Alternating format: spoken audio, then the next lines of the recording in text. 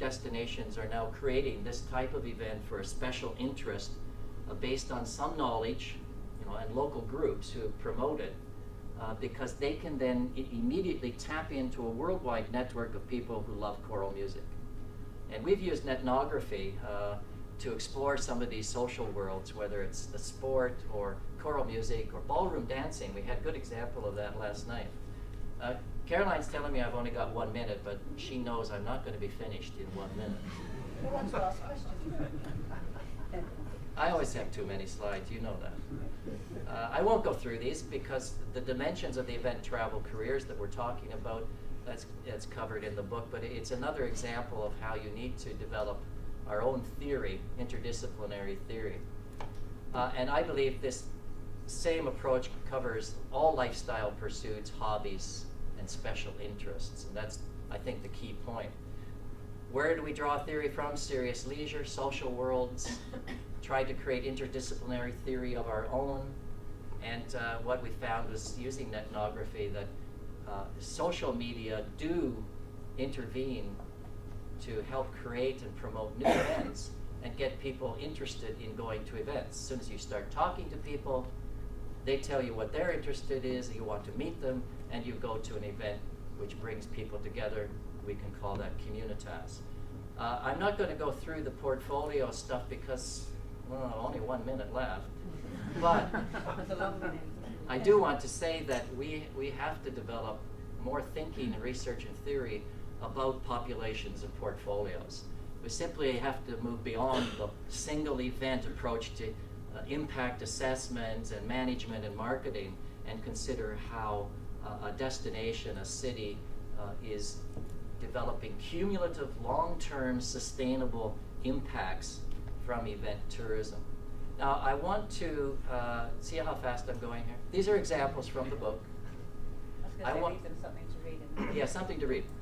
I want to end with pedagogy and curriculum design because I've been working on a book chapter which is about tourism, hospitality, event, curriculum spaces. And where does this fit in? The only thing I have found that is called event tourism is at Indiana University, where they have a Master of Science in Event Tourism. Now, do any of you know of event tourism degree programs beyond that? And in fact, it's difficult to find even a single course of study called event tourism anywhere. To me, that's amazing. You have an example? Yeah, there's a concept one, event What? tourism. What's it called? Event tourism. Good. Sell to my book. But it's an overlooked subject. I've been doing an update of that review article in Tourism Management on event tourism. And there's a tremendous number of articles that are relevant to events and tourism. But very few people are actually talking about event tourism in this kind of integrated fashion. And I think it's long overdue. So where does it fit in? Well, anywhere you want. It's a wide open field, and if institutions are looking for competitive advantage, this is an area to find it in. The final model I want to spend just half a minute on is, what is the curriculum space?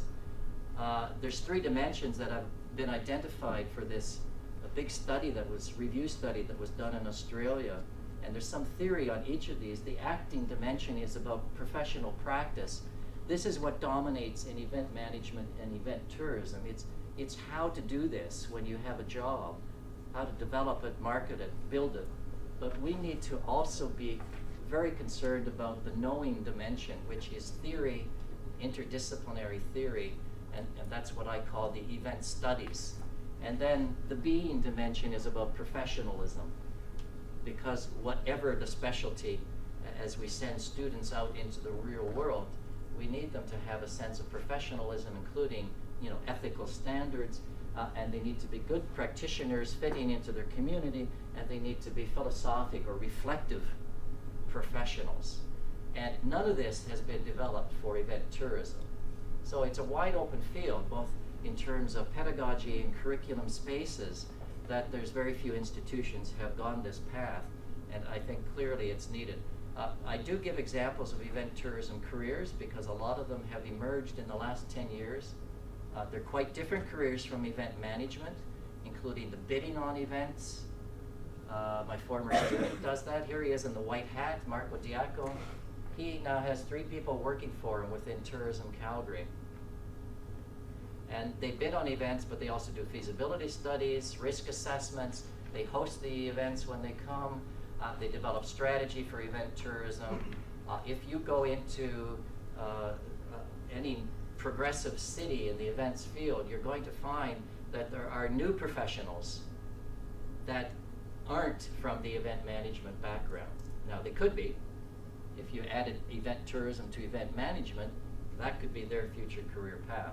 And a number of the other people profiled in the book. So it's on the ascendancy everywhere, and I think although the research is being done and the themes are out there and people understand event tourism, it tends to be dominated by big government and big industry, tends to be top down. A lot of what we're doing in terms of research fits, but it's not being framed in any integrated, sustainable fashion. And there's a great need for, I think, specific development of curriculum and pedagogy that is event tourism as opposed to event management. So I'm over time, over budget. Sorry. Thank you very much.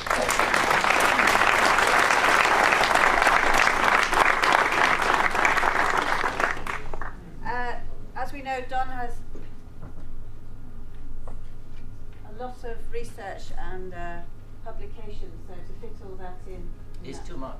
is too much. As you said, read the books, but that was a fantastic taster and a current version in terms of the research that you're doing. But I think we will take, I know we've got our break, but a couple of questions, because it's while we've got you here, Good.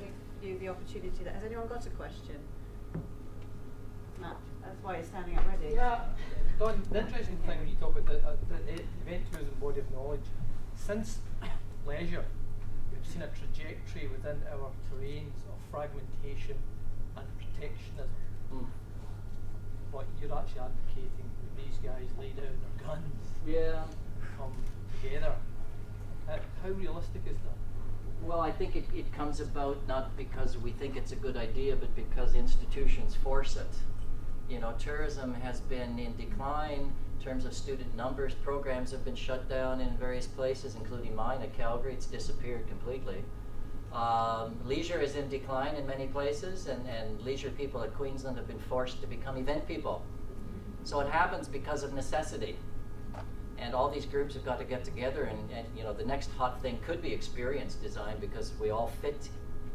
But I think one of the next hot things is going to be event tourism. And yes, it can be informed by a lot of sport and leisure, tourism and hospitality.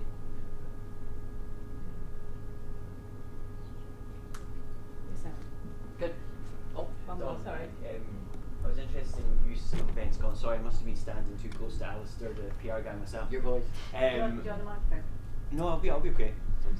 I don't know if they can hear you. In sorry. terms of using Event Scotland as a good case example and the thought on special interest kind of groups, I was interested in your opinion on Scotland's use of year of branding. So from 2009 being the year of homecoming, 2010 maybe being an interest of your own being the year of food and drink, 2011 Active Scotland, 2012 Creative Scotland, and this year being the year of Creative Scotland.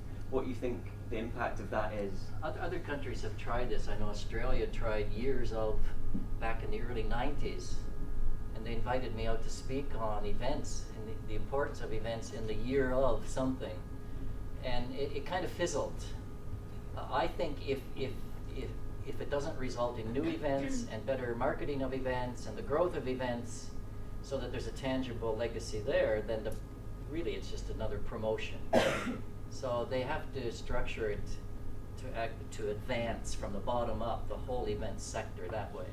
Yeah, because I would think there's some opinion that it gives a chance to shine a light on particular sorts of events. Yeah. So in terms of heritage, perhaps in terms of homecoming, and it helps catalyse some new events. But others feel that it maybe corrupts or changes the funding priorities, so that many other events are disadvantaged because they don't fit with the year of. And I think it's an experiment, and they have to evaluate the outcomes. like anything else. Thanks. Thank you. Any other questions? Don is still with us, so you can catch him at tea, coffee, lunch and everything else. We're going to get Sally and Tim to set up one of the rooms to have a look at the case studies. So thank